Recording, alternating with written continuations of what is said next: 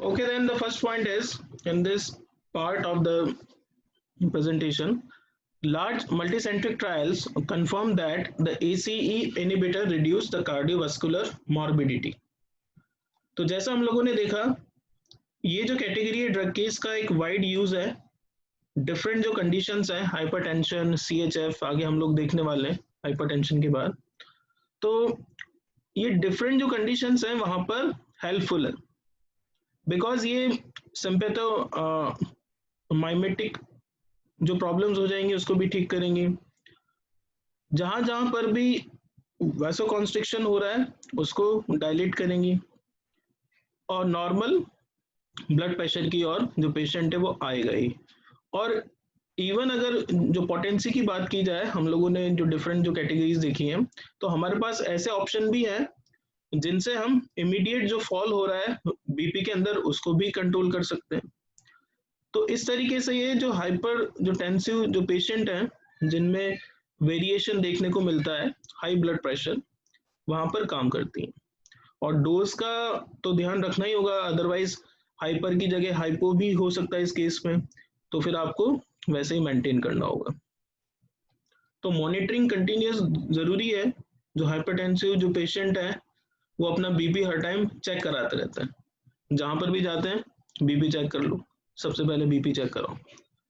And it appears that by their specific effect on myocardial and vascular cell growth remodeling, they have a greater protective potential than other class of antihypertensive drugs.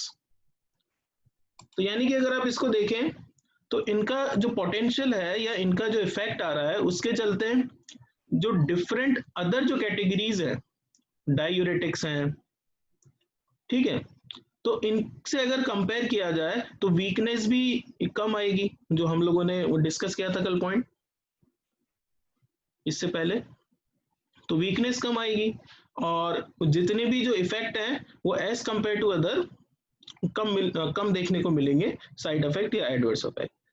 ACE inhibitors are highly effective and first choice drug in renovascular and resistant hypertension. Resistance मतलब develop हो गया है और कोई option नहीं मिल रहा है आपको, ठीक है। रीनोवास्कुलर है यानी कि जो वेसल्स है वहां तो थी प्रॉब्लम, जो किडनी है उसके साथ भी हो गया, रेनिन का वो सिक्रेशन ज्यादा हो जाएगा, वही वो प्रॉब्लम है, तो वहां तो इसको यूज करना ही पड़ेगा। They are particularly suitable for diabetic hypertensives in whom they reduce the cardiovascular complications other more than other antihypertensive drugs, probably by improving the endothelial function. तो यहाँ पर बात आती है कि जो डायबिटिक हाइपरटेंसिव है, यानी कि हाइपरटेंशन तो चल ही रहा था, अब उसके साथ में अगर आपका डायबिटिक भी है पेशेंट, तो फिर वहां पर जो कॉम्प्लिकेशंस हैं और आने लगेंगे। तो इसके लिए जो ये कैटेगरी है वो सपोर्टिव है, उसको सपोर्ट भी करेगी। डायूरेटिक्स अगर सीधा दिया जाता है तो डायबिटिक जो पेशेंट है उसमें और ज़्यादा वीकनेस देखने को मिलती है, क्योंकि ऑलरेडी शुगर की क्वांटिटी और ये सब कम है। डायबिटिक है तो हो सकता है कि इंसुलिन का स्टेज चल रहा हो, ठीक है, तो इसलिए वीकनेस एक फैक्टर ऑलरेडी डायबिटिक पेशेंट में होता है। अब अगर उस कंडीशन में हाइपरटेंशन है और उसमें आप डायूरेटिक्स दोगे और ज्यादा वीकनेस आने के चांसेस हैं। So for this reason this category is prove to be more beneficial. Endothelium actually एक लेयर है inside the heart and blood vessels, तो इसमें ये हेल्पफुल है और इसका जो इम्प्रूवमेंट है फंक्शन का वो ये बढ़ा देते हैं। जो कॉन्ट्रैक्शन होता रहता है तो उसको ये रिलैक्स करेंगे, हेल्पफुल है। Next is congestive heart failure. तो आज का ये टॉपिक भी हमारा, अगर आप लोगों ने स्लाइड देखी है आज की, तो this is the topic that is the congestive heart failure. तो जैसा इसका वर्ड है, इट इज हार्ट फेलियर, यानी कि the basic function of heart is the pumping of blood, and when heart fails in its function, it is known as heart failure. Because heart का या जो भी ऑर्गन है, system जो भी develop है, अगर वहां पर उसका फंक्शनिंग बंद हो जाएगा तो फेलियर है. अब this is due to the congestion. So the term is the congestive heart failure. अब इसके लिए जो टर्म्स हैं या जो कंडीशंस हैं या जो डिजीज हैं, कोई एक डिजीज इसके लिए रिस्पॉन्सिबल नहीं है. Generally it is a complex case, और इसमें फिर ACE इनहिबिटर्स हेल्पफुल हैं. क्यों है? बिकॉज जो डायलिटेशन है वो हेल्पफुल है. देखिए, the ACE inhibitor cause both arteriolar and venodilatation in congestive heart patients and reduce afterload as well as the preload. Because heart में जब कंजेशन आ जाएगा, हार्ट का फंक्शनिंग रिड्यूस हो जाएगा और टूवर्ड्स द फेलियर है, तो यानी कि उसका जो पंपिंग फंक्शन है वो प्रॉपर नहीं हो रहा है. और वो क्यों नहीं हो रहा है? बिकॉज लोड ज्यादा हो रहा है. रीजन बहुत सारे, एडिमा, एथेरोस्क्लेरोसिस, मसल काम नहीं कर रही है हार्ट की, बहुत सारे जो इश्यूज हैं उसको लेके एक ब्रॉड टर्म है, that is congestive heart failure. Second point is hemodynamic measurement in the severe CHF patient have shown the reduction in right atrial pressure, the pulmonary atrial pressure, systemic vascular disease, systolic wall stress and systemic BP. तो इस तरीके से इसका एक जो overall effect है वो देखने को मिलता है हीमोडायनेमिक्स के ऊपर. यानी कि हर तरीके से ये सपोर्टिव है, बिकॉज जहां जहां पर भी जो कॉन्ट्रैक्शन हो रहा था वो रिलैक्स होगा और जो सिस्टम है वो धीरे धीरे इंप्रूवमेंट की साइड आएगा. एक्चुअली इसमें जो CHF है इसमें कुछ स्टेजेस हैं, first, second, third, fourth. Accordingly अगर जो डायग्नोसिस है वो प्रॉपर टाइम पे हुआ है और ड्रग लगी है तो डेफिनेटली इम्प्रूवमेंट है. और इसमें लाइफ स्टाइल इम्प्रूवमेंट जरूरी है. तो ये ऑलरेडी आप लोगों ने जो पैथोलॉजी है उसमें डिस्कस किया. Though they have no direct myocardial action, stroke volume and the cardiac output are increased while heart rate is reduced. तो जितने भी जो कॉम्प्लिकेशन थे ठीक हुए. The accumulated salt and water are lost due to improved renal perfusion and the abolition of mineralocorticoid mediated sodium retention. जैसे कि आपको पता है ये इनहिबिट करते हैं ACE को, जिससे कि जो एंजियोटेंसिन सेकंड है उसका फॉर्मेशन नहीं होगा. तो जब जो एंजियोटेंसिन सेकंड नहीं बनेगा तो सिक्रेशन ऑफ एल्डोस्टेरॉन भी नहीं होगा, तो उसके चलते जो सोडियम और वाटर का जो रिटेंशन हो रहा था वो रुक जाएगा. और अगर यहाँ पर उसके चलते हार्ट के ऊपर जो कंजेशन है वो बन रहा है तो उसमें डेफिनेटली इंप्रूवमेंट होगा. तो इस तरीके से these drugs are very much helpful. The cardiac work as measured by heart rate and pressure product is reduced. Thereby the exercise capacity of CHF patient is enhanced. तो अगर आप इसका जो पैथोलॉजी देखें कंजेस्टिव हार्ट फेलियर का, तो आप लोगों ने इसमें स्टडी किया होगा कि एक्सरसाइज जो कैपेसिटी है वो इन पेशेंट का एक मेजर फैक्टर देखा गया, चाहे वो क्लास 1 है, 2 है, 3 है, 4 है. तो धीरे धीरे जो माइल्ड केसेस हैं या कोई सिम्टम नहीं आ रहा है वो क्लास फर्स्ट है, फिर माइल्ड सिम्टम्स हैं, मॉडरेट हैं, ठीक है, और वो धीरे धीरे सीवियर की ओर जाएंगे. अब ये जो सिम्टम्स हैं वो धीरे धीरे इंक्रीज होंगे और अकॉर्डिंगली एक्सरसाइज जो कैपेसिटी है वो धीरे धीरे रिड्यूस होती जाएगी इन दिस पेशेंट. और जितना फिजिकल वर्क इसमें वो रिड्यूस होगा उतना ही जो कंजेशन है वो भी बढ़ता ही जाएगा, वाइस वर्सा है. और यहां पर अगर हम देखें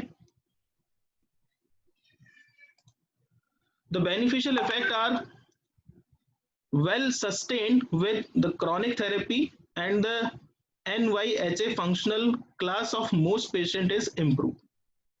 So NYHA is the New York Heart Association, और यहाँ से एक गाइडलाइन मिली है the class first, second, third and fourth जो पेशेंट है, और उसमें हर कैटेगरी में इसमें इम्प्रूवमेंट मिला है.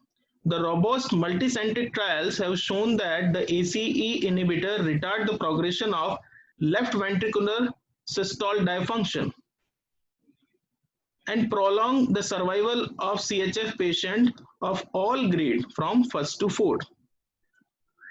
तो लेफ्ट वेंट्रिकल सिस्टोल डायफंक्शन आप लोगों को पता है जैसे, तो बेसिक जो पंपिंग जो एबिलिटी है, या हम कहें कि सबसे ज्यादा वर्क अगर हार्ट के किसी पार्ट को पंप करने के लिए होता है, दैट इज लेफ्ट वेंट्रिकल.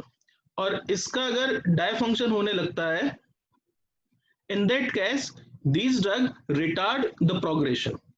क्योंकि ये सारे जो इफेक्ट हैं जो हम लोगों ने देखे अभी, उन सारे इफेक्ट के चलते मसल डायलेट हो जाती है, जो पैसेज है वो धीरे धीरे ओपन होने लगता है,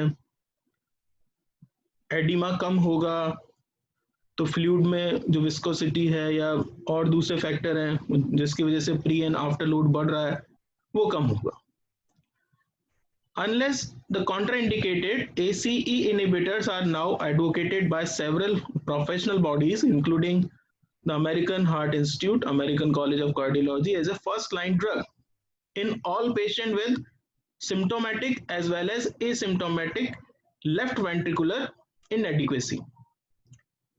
यानी कि जितनी भी स्टडीज हुई है उससे पता चला है, अगर ये कैटेगरी कॉन्ट्राइंडिकेटेड नहीं है, यानी कि जो एडवर्स इफेक्ट हम लोगों ने पढ़े थे, अगर उस टाइप के 1-2%, 4% के अंदर वो पेशेंट नहीं आ रहा है, then this is the first line drug. सबसे पहले इसी को लिखा जाएगा in the case of CHF. A diuretic beta blocker with और without digitalis may be added accordingly. अब ACE के साथ जो CHF है उसमें आप और क्या देते हैं, डाययूरेटिक, बीटा ब्लॉकर, या अगर एरिथमिया की स्टेज है तो आप डिजिटलिस को यूज भी कर सकते हैं या नहीं कर सकते. डिजिटलिस के बारे में हम लोग स्टडी करेंगे, एंटी एरिथमिक ड्रग. तो जो हम लोगों ने जो इलेक्ट्रोकार्डियोलॉजी पढ़ी है, सॉरी इलेक्ट्रोफिजियोलॉजी ऑफ हार्ट पढ़ा है, तो वहां पे हम लोगों ने देखा है कि जो 4 फेजेस है, 0, 1, 2, 3, 4, वहां पर एरिथमिया अगर हो रहा है तो डिफरेंट जो कंडीशन है वो बनेंगी. और अगर वो कंडीशन CHF के साथ है, बिकॉज CHF कोई सिंगल डिजीज नहीं है, ऑलरेडी हम लोगों ने डिस्कस किया है, it is due to the complications of various disease. तो अगर ये कंडीशन बन रही है तो यूज कर लीजिए, अदरवाइज यू कैन स्किप. तो डायग्नोसिस पार्ट फार्माकोलॉजी देता ही है, और हम लोग इसमें से ड्रग डिजाइनिंग पार्ट या जो एप्लीकेशन पार्ट है उसको निकालने की कोशिश करेंगे. The ACE inhibitor reduces episodes of decompensation, myocardial infarction and sudden death. अब मायोकार्डियल इंफ्रैक्शन आप लोगों ने अगेन जो पैथोलॉजी है डिस्कस ऑलरेडी आप लोगों के प्रीवियस सेमेस्टर में हुए हैं. So it is the heart attack condition, यानी कि एक पर्टिकुलर पार्ट है हार्ट का, वहां पर ब्लड की सप्लाई जा ही नहीं रही है, तो यहाँ वहां का जो मसल है वो काम करना बंद कर देता है, रिटार्ड हो जाता है या स्टॉप हो जाता है. दोनों condition, that is myocardial infraction. जो एंजाइना पेक्टोरिस है, that is the chest pain, और वो इसलिए होता है क्योंकि एक पर्टिकुलर जो पार्ट है वहां पर जो ऑक्सीजन का रिक्वायरमेंट है वो कम हो रहा है, इसकी वजह से इस्केमिक वहां पर पेन होगा. अब ये जो कंडीशन है इसको भी ये रोक देती है, या इसके जो एपिसोड्स हैं, यानी कि बार बार रिपीट हो रहा है, ऐसी जो कंडीशन बन रही है, एक्चुअली उसको कहा जाता है दैट इज हार्ट अपने आप में चीखता है. जैसे कोई भी काम करना अपना एकदम से बंद नहीं करता है ऑर्गन, या आपको भी अगर कोई काम ना मिले जैसे, तो आप लोग भी इरिटेट हो जाते हो, बहुत टाइम हो गया खेलते जा रहे हैं, कोई क्लास नहीं हो रही है, कोई कुछ नहीं हो रहा है, या कोई लिंक आ रहा है तो आप ज्वाइन नहीं कर रहे हो, तो वो स्टार्टिंग में आपको ठीक लग रहा है कि चलो कौन ज्वाइन करेगा, टाइम पास तो हो ही जाएंगे, क्या प्रॉब्लम है, ऐसी जो मेंटेलिटी है. तो उस टाइम पे क्या होगा कि उस टाइम पे तो आपको लगा कि चलो इट्स ओके, बट अगर आप उसको लॉन्ग टर्म में देखेंगे तो वो फिर वो बेनिफिशियल नहीं होगा. और उसमें इंटरेस्ट का डेवलपमेंट नहीं होगा, अल्टीमेटली लॉस तो आपको ही होना है। तो जैसे आप डायग्राम देख रहे हैं, healthy heart and heart failure, तो इसमें हार्ट में स्वेलिंग या एडिमा जो टर्म है exact, the retention of fluid, तो रिटेंशन ऑफ फ्लूइड के चलते इसमें after load and pre load generate होगा, और इसी की जो कंडीशन है इसे हमें कम करना है, this is the congestion. So the second point is, in addition to the improved hemodynamics, the long-term benefit of ACE inhibitors occurs with from withdrawal of angiotensin second mediated ventricular hypertrophy, remodeling accelerated myocyte apoptosis and fibrosis. तो angiotensin second की वजह से जितनी भी problem होने लगी थी, तो वो जो कंडीशन है उसमें भी इंप्रूवमेंट होगा. इंप्रूवमेंट जैसे कि जो वेंट्रिकुलर हाइपरट्रॉफी है, तो हार्ट का जो वेंट्रिकुलर पार्ट है उसके अंदर जो थिकनिंग आ गई है, बिकॉज जो कंजेशन है वो ऐसे ही बनेगा, क्योंकि जो पंपिंग जो ऑर्गन है उसको सॉफ्ट होना चाहिए, बहुत ज्यादा सॉफ्ट भी नहीं होना चाहिए, बट एक जो कंसिस्टेंसी है वो तो मेंटेन करनी पड़ेगी, बट उसकी जगह वो रिजिड हो गया है.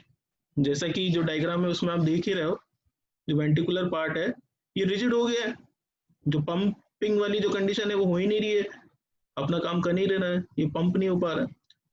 जो फाइब्रोसिस है उसमें भी एक्चुअली क्या होता है, एरप्शन अगर हो गया है वॉल ऑफ वेंट्रिकल पे, स्कार फॉर्मेशन एक इसमें होगा.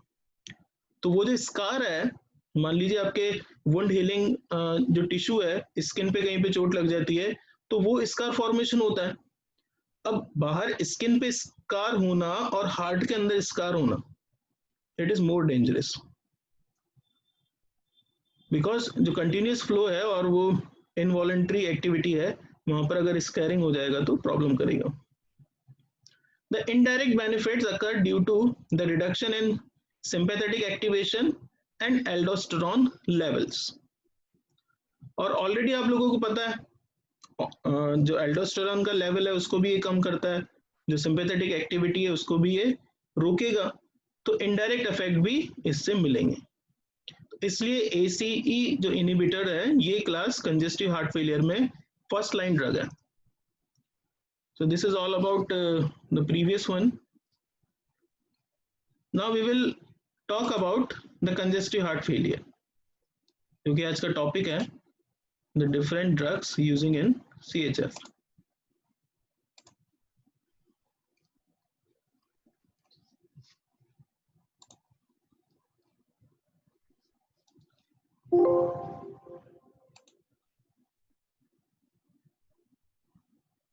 So these are the drugs used in the congestive heart failure.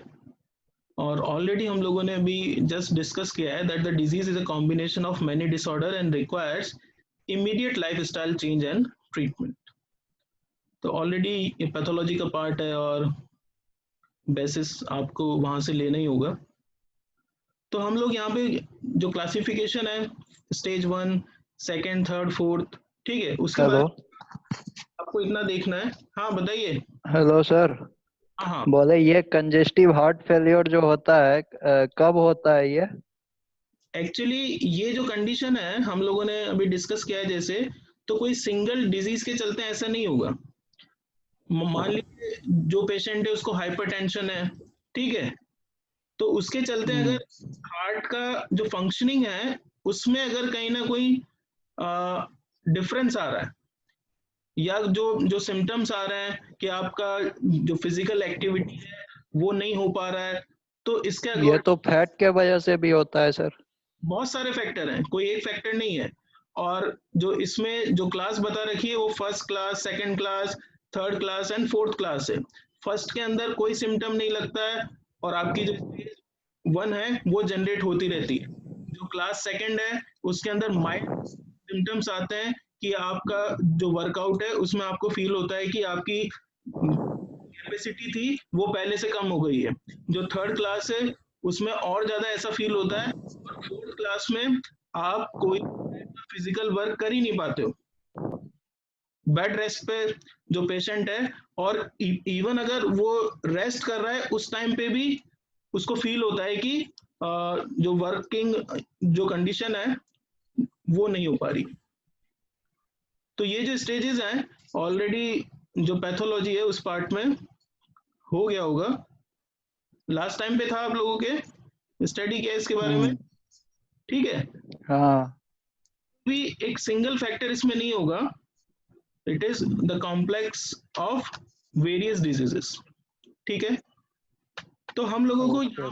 इस पार्ट में हमको देखना है कि जो डिफरेंट क्लास ऑफ ड्रग है वो इसमें कैसे हेल्पफुल है। तो फर्स्ट कैटेगरी है डायूरेटिक्स। तो जैसे डायूरेटिक्स हैं, तो मान लीजिए जो कंजेशन डेवलप हो रहा है, it is due to oedema, यानी कि जो एक्स्ट्रा फ्लूइड है एक्यूमुलेशन उसका हो रहा है, और उसके चलते डायग्नोस हुआ है कि डायूरेटिक्स वहां पे यूज करना चाहिए। तो ये क्या काम करेगा, the almost all cases of symptomatic CHF are treated with diuretics. Oedema हो गया है, स्वेलिंग है, तो चेक कर लिया आपने। तो हाई सीलिंग डायूरेटिक जो फर्स्ट जो कैटेगरी है, इसको हम लोग सेपरेटली भी पढ़ेंगे। हाई सीलिंग इनको कहा जाता है लूप डायूरेटिक्स, यानी कि बहुत फास्ट अपना जो एक्शन है उसको शो करेंगे। हाई सीलिंग, सीलिंग जैसे हाइट है तो, और बहुत फास्ट फ्लूइड एक्स्ट्रा जहां पर भी जमा है उसको बाहर निकाल देंगे। Are diuretics of choice for the mobilising oedema fluid, later they may be continued in low doses. कि मान लीजिए जो एक्यूमुलेशन ऑफ फ्लूइड था उसका लेवल धीरे धीरे डाउन हो गया, तो फिर आप इसका डोज कम कर दीजिए और इसको विद मॉनिटरिंग यूज करना होगा। इन the advanced stage CHF, after the chronic use, the resistance may develop to even high ceiling diuretics. In addition of thiazide, metolazone, spironolactone to furosemide may overcome the resistance. Thiazide alone has very limited role in CHF. तो ये उस condition की बात हो रही है, मान लीजिए एक ड्रग आप दे रहे थे, उसकी वजह से जो रेजिस्टेंस है वो डेवलप हो गया। सर ये कॉम्बिन हाई सीलिंग डायूरेटिक्स क्या है? हाई सीलिंग का मतलब है कि जैसे जितनी भी ड्रग इसकी है, हम लोगों ने सेकंड लेक्चर में डायूरेटिक्स रिवाइज किया,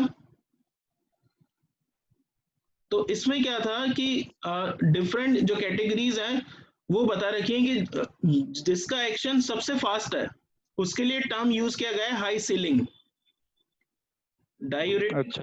हाँ, डायूरेटिक्स के अंदर जितनी भी ड्रग हैं उन सब में सबसे फास्ट एक्शन जो शो करेगी वो ये ड्रग है फ्यूरेसेमाइड एंड बू, ओके सर। ठीक है। नाउ इनका जो इफेक्ट है डायूरेटिक्स का, वो फर्स्ट है decrease the preload and improve the ventricular efficiency by reducing the circulating volume. अब जो सर्कुलेटिंग वॉल्यूम है, यानी कि जो कंटिन्यूस ब्लड जो बॉडी में चल रहा है, अगर आप उसमें से जो एक्स्ट्रा वॉल्यूम आपने हटा दिया, यानी कि जो भी सोडियम और वाटर का जो एक्यूमुलेशन हो रहा था उसके चलते उसके अंदर जो लोड जो क्रिएट हो रहा था वो आपने कम कर दिया, तो इसके चलते जो वेंट्रिकुलर जो फंक्शन है वो इंक्रीज हो जाएगा और जो प्री लोड है वो भी डिक्रीज हो जाएगा। Second point is remove the peripheral oedema and the pulmonary congestion. तो एडिमा तो इससे कम होना ही है, और सेकंड जो पार्ट है इसके अंदर क्या होगा कि जो लंग्स है वहां पे भी एक्यूमुलेशन ऑफ फ्लूइड हो जाता है। जो पल्मोनरी जो कंजेशन है जहाँ पे आपके लंग्स के अंदर भी क्या होता है फ्लूइड का जो एक्यूमुलेशन है वो हो जाएगा, तो ये हर जगह से फ्लूइड को हटाएगा डायूरेटिक्स, तो वहां पर भी हेल्पफुल होगा। The intravenous furosemide promptly increase the systemic venous capacitance and produce the rapid symptomatic relief in acute left ventricular failure. अब यहाँ पे क्या होगा कि अगर आईवी आप इसको देंगे, लूप डायूरेटिक्स है, हाई सीलिंग डायूरेटिक्स है, तो इस कंडीशन में क्या होगा, जो आपका जो कैपेसिटेंस जो वेसल है, जो वेन्स है, उनका जो कैपेसिटी वो बढ़ेगा और धीरे धीरे वेंटिकुलर फेलियर के जो चांसेस हो रहे थे वो कम हो जाएंगे। तो एक सिम्टोमेटिक जो रिलीफ है पेशेंट को वो देखने को मिलेगा। It has in conjugation with vasodilators virtually, तो इनको जो यूज में लिया जाता है विद वासोडायलेटर्स यूज में इनको लेते हैं, बिकॉज अगर ड्यूरिंग द कॉन्ट्रैक्शन अगर ये काम होगा तो फिर जो प्रॉब्लम है उसमें इंक्रीमेंट हो सकता है। इसलिए वासोडायलेटर्स को लेंगे जो वेसल्स हैं पहले डायलेट हों और फिर डायूरेटिक्स उसमें आप यूज करें। तो जो एक्यूमुलेशन है एक्स्ट्रा फ्लूइड का हर जगह से, चाहे वो लंग्स हैं या लिम्स हैं, जहां पर भी हो रहा है वो निकल जाएगा इनकी हेल्प से। Next category is renin angiotensin system inhibitors, यानी कि ऑलरेडी हम लोगों ने इसको डिस्कस किया है। तो this is the condition that is NYHA class 1st to 4th। New York heart association ने जो कंजेशन है उसको 4 टाइप्स में डिवाइड किया हुआ है, no symptoms, mild symptoms, moderate symptoms और सीवियर सिम्टम्स के केसेस में, और हर केसेस में इसमें इंप्रूवमेंट होता है, ऑलरेडी हम लोगों ने भी जस्ट डिस्कस किया। वासोडायलेटर्स को इसमें क्यों यूज करते हैं? Because vasodilators are first used to treat acute heart failure that occurs in the advanced cases or following MI and severe to the tide over the crisis। यानी कि मान लीजिए हार्ट फेलियर जो है वो एक्यूट कंडीशन में है, यानी कि जो डायग्नोसिस हो गया है और पता चला है कि जो कंजेशन है वो क्लास 3rd कंजेशन है या जो क्लास 2nd है उसका लास्ट स्टेज है। ये फॉलोइंग MI क्या है सर? MI का मतलब है मायोकार्डियल इंफ्रैक्शन। मायोकार्डियल इंफ्रैक्शन यानी कि हार्ट अटैक के मान लीजिए एक बार हार्ट अटैक आ गया है या उसके जो चांसेस हैं वो डेवलप होने लगे, तो वो जो स्टेज है वहीं पर जो वासोडायलेटर्स हैं उनको यूज में लिया जाता है। ऑलरेडी हम लोगों ने जो क्लासिफिकेशन है उसमें देखा है, और their use by the oral route has been extended to long-term therapy of chronic CHF. But vasodilators other than the ACE and ARB have only the limited utility. Vasodilators को अगर आप लॉन्ग टर्म में use में ले रहे हैं it is good, but उसके साथ में आपको जो ACE है इसको दोनों तरह से ले सकते हैं क्या? IV से और भी और इससे भी ओरल रूट से भी? अगर आपको लॉन्ग टर्म में लेना है तो oral route is better long term के लिए, ठीक है। ओके। तो वहां पे बहुत ज्यादा फॉल इन बीपी देखने को नहीं मिलेगा, अदरवाइज क्या होगा कि जो बीपी है वो एकदम से लो हो सकता है।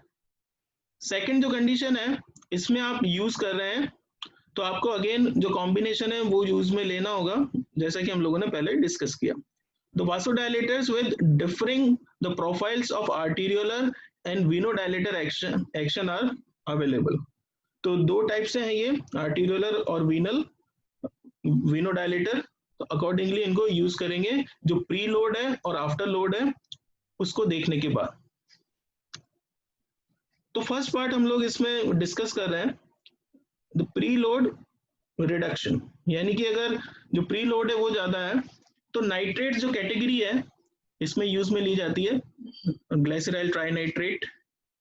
तो nitrates cause the pooling of the blood in the systemic capacitance vessel to reduce the ventricular and diastole pressure and volume।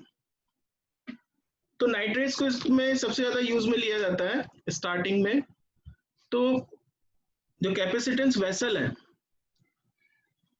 उसका जो प्रेशर है उसको वो कम करेगा, और इसके चलते वॉल्यूम वहीं पे उसका जो फ्लूइड है, जो भी ब्लड वहां से निकल रहा था उसका कम हो जाएगा, और इसके चलते जो प्रीलोड है वो कम हो जाएगा.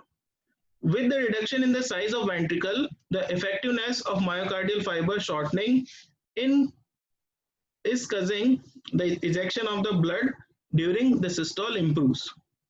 Again, जब ये कंडीशन आ गई है तो जो वेंट्रिकल है वो सही ढंग से काम करेंगे, और जो मायोकार्डियल फाइबर है उसकी भी जो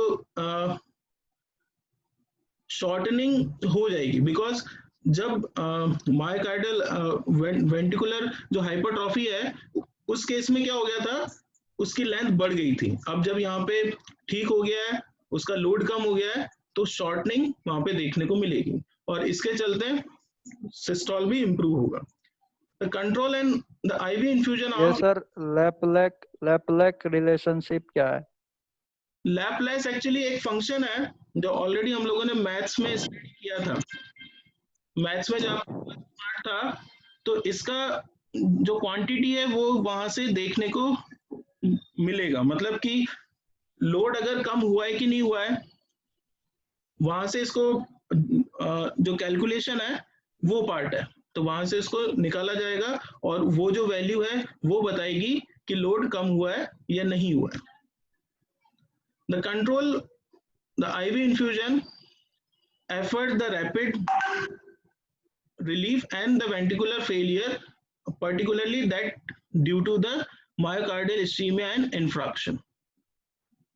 अगेन अगर आपका इसमें लॉन्ग टर्म में जो ट्रीटमेंट है वो देखना है, जो एक्यूट फेलियर अगर चल रहा है तो आपको इन्फ्यूजन पंप से इसका डोज दिया जाएगा, और उसके चलते जो मायोकार्डियल इस्कीमिया और जो इंफ्रैक्शन की जो कंडीशन है उसको मॉनिटर किया जाएगा. It is indicated when the central Venus pressure is raised and in dilated cardiomyopathy, यानी कि जो सेंट्रल जो वीनस प्रेशर है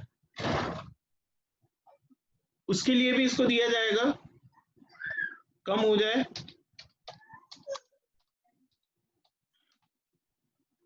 बिकॉज अगर आप इसको देखें तो जो ओवरऑल इफेक्ट है वो इस कंडीशन में वो देखने को मिलेगा. और जितने भी हार्ट के मसल्स, जो कार्डियक जो मायोपैथी है वो ये बताएगी कि जितने भी हार्ट के मसल्स में जो हार्डनिंग हो रही थी वो इनके चलते कम होगी. अगर डायलेट हो रहा है तो जितनी भी हार्डनिंग है वो कम हो जाएगी. तो जो हम लोगों ने हार्ट का फर्स्ट वाला पार्ट जो देखा था वो देखने को मिलेगा कि शॉर्टनिंग हो गई है. Next is after load. जैसे हाइड्रोलेजिन जो कैटेगरी है, हाइड्रोलेजिन ड्रग है, वो क्या करेगी, इसका जो आफ्टर लोड है उसको वो कम करेगी. आफ्टर लोड का मतलब रेजिस्टेंस जो वेसल्स हैं वहां पर इसका इफेक्ट देखने को मिलेगा. आफ्टर लोड तो वो हुआ कि पहले जो प्रीलोड में जो गया वो नाइट्रेट्स वाला पार्ट, हाँ, उसके बाद ही भाई ये दिया जाएगा ना. हाँ, जो बाद वाला पार्ट है वो आफ्टर लोड है, और ये रिड्यूस करेगा aortic impedance so that even weaker ventricular contraction is able to pump more blood, the systolic wall stress is reduced. Afterward part में जो हाइड्रोलेजिन है वो भी डायलेटेशन का काम करेगा, और उसकी वजह से जो प्रेशर है वो रिड्यूस होगा, लोड कम होगा, और जो पंपिंग ऑफ ब्लड है ज़्यादा हो पाएगी, वेंट्रिकुलर जो कॉन्ट्रैक्शन है वो बढ़ेंगे, और उसके चलते सिस्टोलिक वॉल स्ट्रेस भी कम होगा. तो यानी कि जैसे ही डायलेट होंगे वेसल्स वैसे ही जो कॉन्ट्रैक्शन है उसमें इंप्रूवमेंट होगा, और उसके चलते जो हार्ट है उसका जो पंप करने का जो कैपेसिटी है वो बेसिकली सीएचएफ में वही कम हुआ था, तो उसमें इंप्रूवमेंट देखने को मिलेगा. तो यहाँ तक कोई डाउट है आप लोग पूछ सकते हैं. लेस देन 1 मिनट पे हम लोग हैं। इसके बाद